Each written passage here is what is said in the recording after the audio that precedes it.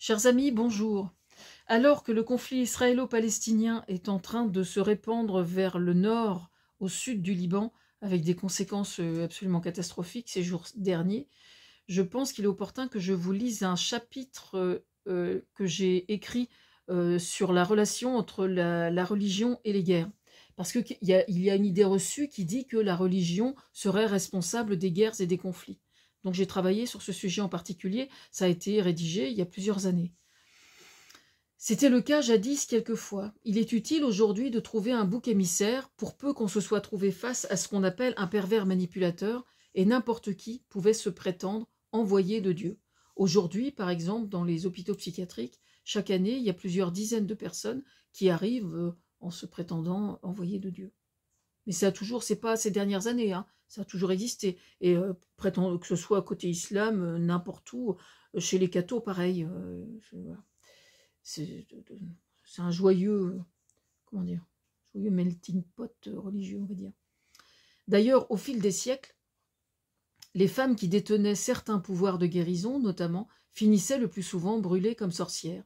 Quant aux hommes, mais aux femmes aussi, hein, pour un oui, pour un non, afin de définir s'il était digne de confiance, alors que les puissants hésitaient à partir en guerre, ils soumettaient alors le prétendu ou la prétendue envoyé de Dieu à la question. Il s'agissait alors, pour appeler les choses par leur nom, de tortures revendiquées comme légitimes. S'il parvenait à supporter les atroces souffrances qu'on lui infligeait, ça signifiait qu'il ne pouvait être que inspiré par Dieu lui-même. Il est probable que dans l'histoire de l'humanité, bien des hommes et des femmes aient dû subir effectivement la question et finir de toute façon brûlés vifs malgré tout.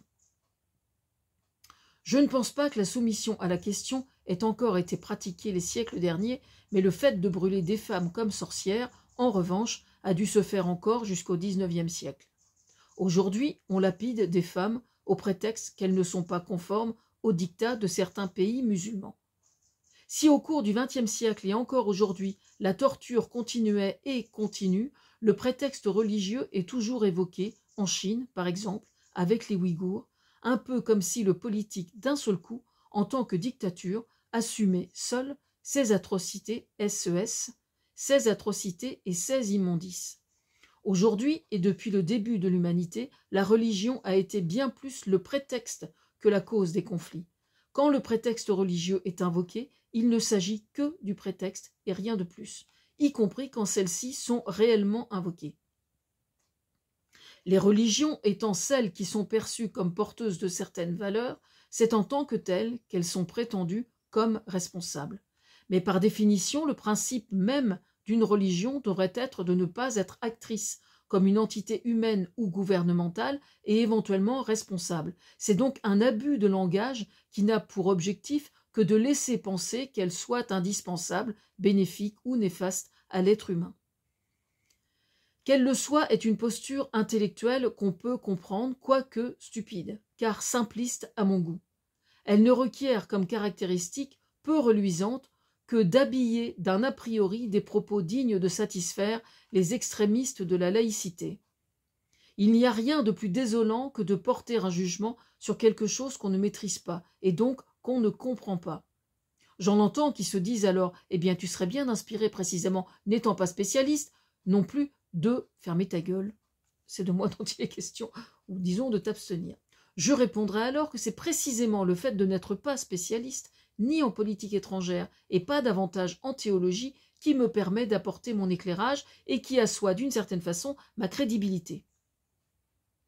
Le mépris des non-croyants vis-à-vis des croyants n'est pas plus intelligent que l'inverse, et ne mérite que deux qualificatifs, la bêtise et l'intolérance. Mais soyons optimistes et tentons de comprendre. Il n'y a que ça qui peut aider, hein. Tenter de comprendre toujours.